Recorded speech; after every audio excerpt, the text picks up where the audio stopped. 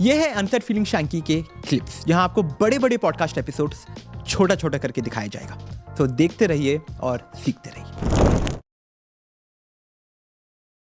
उसके साथ ये अनप्रोटेक्टेड सेक्स जैसे बोला कि एसटीडीज होता है कि एसटीआईज होता है। Same almost. हाँ, एसटीडीज एसटीआईज होता है।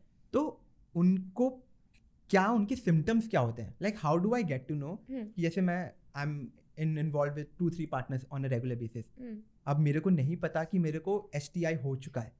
हाउ विल आई डिटेक्ट कि मेरे को एसटीआई हो चुका है?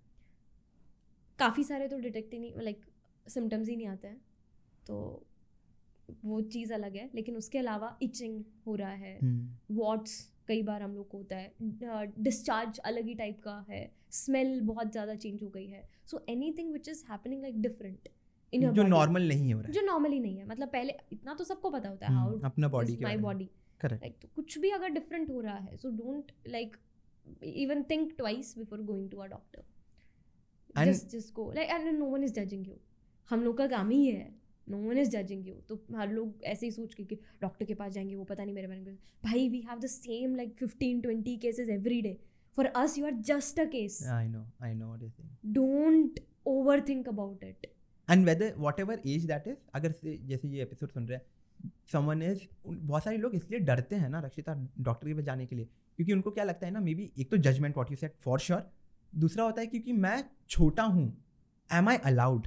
Can you also give us the age brackets कि अगर किसी को ऐसा हो रहा है, वो अकेले डॉक्टर के साथ कब जा सकता है और वो पेरेंट्स के साथ कब आ सकता है डॉक्टर के पास? सो इफ लाइक बिफोर 18, तो मैं बोल ही रही हूँ, डोंट डू इट। एक a big cross because of the law जो इंडिया में है, that is if you do it even with the consent of the girl और not, it is considered as rape.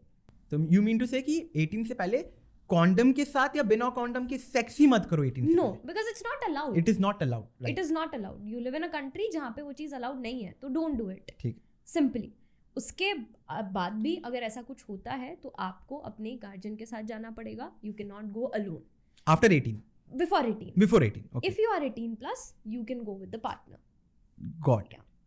And जो आपको चाहिए, जो आपको वहाँ पे just go, just tell कि this is something which is affecting my mental health or whatever the reason can be. Got it. So I want to abort the baby or whatever जो भी चीज़ें जो भी चीज़ें हैं। So 18 के बाद वो जिनको हुआ है वो अकेला जा सकता है कि उनको भी कोई होना चाहिए उनके साथ? See, गवर्नमेंट हॉस्पिटल्स में हम अकेला भी आता है तो भी हम लोग मैनेज कर लेते हैं। So कोई डरने की बात नहीं है। अगर कुछ ऐसा है तो आप जाओ। कोई डॉक्टर कोई जज नहीं करने वाला। उनको एक और चीज़ है कि डॉक्टर आपके पेरेंट्स को फोन कर देंगे। नो, क्यों करेंगे? The person is 18+, he or she do have like full rights to take decisions of their life, so why would we call? Why won't we go against the law? Like for example, हमारे पास क्या हुआ था, there is a girl, she was 24 years old and रात में almost हम लोग tries में बैठे हैं, वो आती है अपनी मम्मा के साथ and the girl was like, मेरे को बहुत ज़्यादा हैवी मेंस्ट्रुअल फ्लो होता है। तो हमने उसी हिसाब से देखना शुरू करा कि अच्छा ऐसा होता है वैसा होता है। तो तब तक उसने टिकट नहीं कटाया था, तो हमने उसकी मम्मा को बोला आप एक काम करो, आप बाहर जाओ और आप बाहर जाके तब तक टिकट कटा के आ जाओ, we are like examining her. जैसे ही उसकी मम्मा बाहर गई, she started crying, she is like I am pregnant and my boyfriend is not coming with me, he left me. So then we were like ठीक है, what do you want to do? She was like I want to abort the baby. तो हम लोगों को we are like ठीक है, हम लोग DNA करेंगे, तो एग्जामिन वगैरह करके वो सब चीज़ें हुआ, बट हमको उसकी मम्मा को बोलना पड़ा बिकॉज ऑफ द फैक्ट कि we work in a government setup and वहाँ पे अगर कुछ भी उस लड़की के साथ, बहुत माइनर रिस्क होता है, लेकिन अगर कुछ भी हो जाए बाई चांस, उसको कोई ऐसी डिजीज़ है, लाइक मान लो उसका ब्लड क्लॉटिंग है, कुछ भी ऐसा चीज़ है जिसकी वजह से कुछ भी कॉम्प्लिकेशन हुई, तो फिर वो तो हमारे ऊपर आएंगे ना कि मदर तो साथ में आई थी, why did not you tell her? तो हमको बताना पड़ा। बट अगर वो अकेले आती तो हम नहीं बताते। बट उसकी मदर को भी हमने बहुत अच्छे से काउंसिल किया and her mother was so supportive. She was like अगर पहले बता देती, तब तक तो वो जा चुकी थी OT में, अगर पहले बता देती मैं शादी करवा देती उसकी। सो डोंट थिंक, पेरेंट्स भी बहुत लाइक समझ जाते हैं, हमको लगता है कि नहीं समझेंगे, पर मैंने देखा है पेरेंट्स भी समझ जाते हैं। सो पहली बात तो please try to avoid all these things in first place. But अगर हो गया है तो like handle it maturely and no one is going to जज you. No one is judging you. और अगर इतना ही है तो पहले थोड़ा सा पता करके चले जाओ ना, लाइक वो थोड़ा बहुत कुछ भी कैसा रिव्यूज हैं उस डॉक्टर से रिलेटेड दिस एंड दैट, तब जाओ. एंड गाइस उसके साथ ही लाइक अगर उसके बाद भी you have a lot of questions regarding anything, no, there is Rakshita, there is like I am there. हमारा DMs are always open, I am very sure, with regards to any questions that you have with regards to anything in life. Okay, so अगर कुछ पूछना है कि if you are in this situation right now, maybe feel free to DM Rakshita. She can help you out कि हाँ what is the right way. I'll try my level best, otherwise we can like Absolutely. make another video or something like Absolutely, that. absolutely. उसके साथ रक्षिता तब when you find out कि STIs है, ठीक है, तो STIs को हम लोग कैसे सही कर सकते हैं?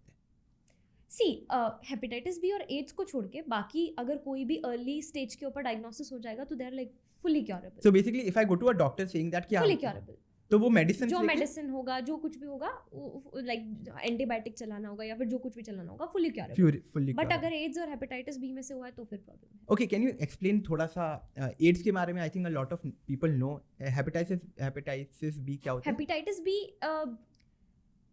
इट्स ऑल्सो लाइक एड्स और हेपेटाइटिस बी दोनों आप ऐसे ही समझ लो कि ब्लड से, फ्लूइड से या फिर मदर से बेबी में ऐसे ही फैलते हैं. ठीक है. तो इट्स लाइक ऑलमोस्ट आप ये मान लो कि अगर अनप्रोटेक्टेड इंटरकोर्स होगा, निडल्स शेयर होगा, इवन ड्रग एडिक्ट्स जो लोग, तो उनसे हम लोग के पास फैलती है ये चीज़ें. अच्छा, तो ये दो चीज़ अभी तक का इनका क्योर नहीं निकला. हेपेटाइटिस बी का वैक्सीनेशन है. सो जैसे अभी मैं आई एम अ डॉक्टर, ठीक है, तो मुझे ब्लड वर्क करना पड़ता है, तो पेशेंट हो सकता है हेपेटाइटिस बी पॉजिटिव हो. सो अभी एड्स का तो इलाज ही नहीं है, एड्स का तो मैं कोई वैक्सीनेशन भी ले सकती, but I am hepatitis B vaccinated. तो मैंने तीनों डोज, अभी मेरी 3rd डोज अब दिसंबर में है. Got it. या तो अगर बाई चांस ब्लड वगैरह कांटेक्ट में आ भी जाता है तो भी मतलब ठीक है, मेरे पास बाई चांस ऑप्शन होगा. और हेपेटाइटिस बी अगर हो भी जाता है अर्ली स्टेजेस में, क्योरेबल कंप्लीटली नहीं, बट कंट्रोल हो जाएगा. तो ये एक और चीज़ बताइए, तो अगर मेरे को आज के दिन हेपेटाइटिस बी नहीं है, तो can I take a preventive measure कि मैं पहले ही वो वैक्सीनेशन ले लूँ just to be safe? Yeah, you can definitely. You can. There will be 3 doses, so 3 उसमें लगेगा. And वो कोई भी ले सकता है वो कोई भी ले सकता है. Definitely, it's good to take. वैसे तो शायद बचपन में लगा भी होता है, लेकिन मुझे याद नहीं था, मेरे पेरेंट्स को भी याद नहीं था कि मुझे लगा है या नहीं लगा, तो that's why I took it. Got. ऐसे और क्लिप्स देखने के लिए आप इस चैनल को सब्सक्राइब करो, और इसी क्लिप्स के फुल वर्जन या कि फुल पॉडकास्ट देखने के लिए आप हमारे मेन चैनल पे जाके देख सकते हैं. तब तक के लिए नमस्ते.